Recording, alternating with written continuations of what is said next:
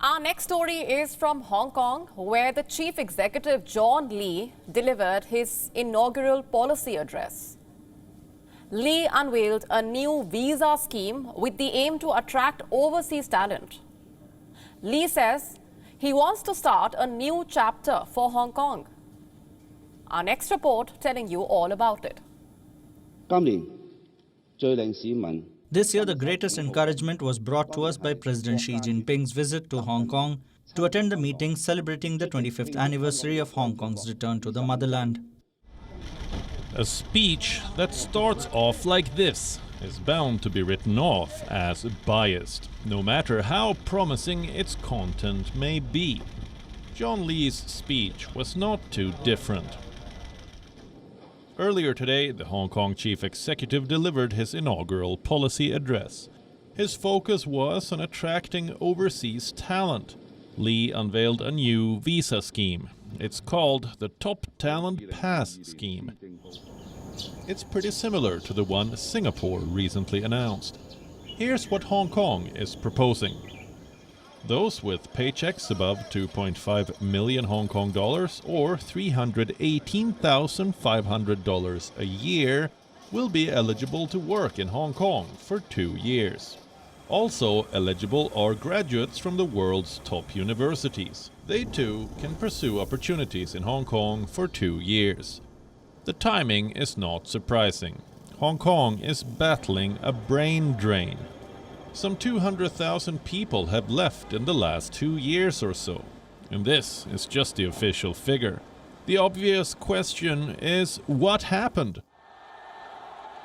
The Hong Kong security law, Beijing's obsession with zero COVID.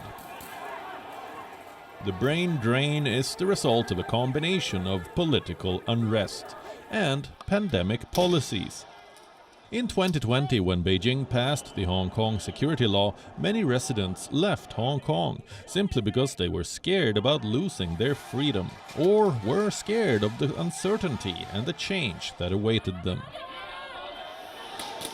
The vaguely worded law criminalizes secession, subversion, terrorism and foreign collusion without really defining them in detail. What the residents know is that in case they end up charged under this law, they could be staring at life imprisonment. Then came the pandemic. Hong Kong slapped strict entry lockdowns and quarantine policies. At one point, Hong Kong required up to 21 days of hotel quarantine for those flying in. The strict entry restrictions forced many to take extended vacations. Those who could not afford to do so began looking out for alternative jobs outside Hong Kong. By mid-2022, Hong Kong's population had dropped 1.6% year-on-year. Where did Hong Kong's former residents go? Some went to neighboring Singapore, some expats returned home. Many applied for residency in Canada and the UK.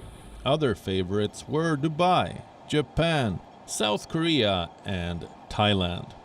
Lee wants to undo this. He announced tax rebates and also relaxed measures for hiring foreigners. Eligible overseas talents who purchase a residential property in Hong Kong from today and who subsequently become permanent residents upon residing in Hong Kong for 7 years can apply for a refund of the buyer's stamp duty and residential stamp duty if they still own the property.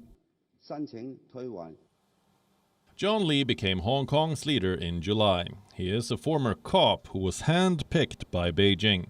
So it was not at all surprising that Lee could not stop praising the Chinese leadership.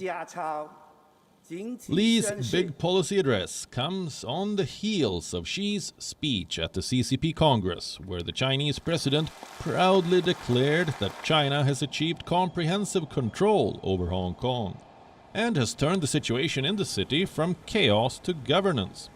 Xi's obvious reference was to the Hong Kong security law, which was the trigger for the brain drain.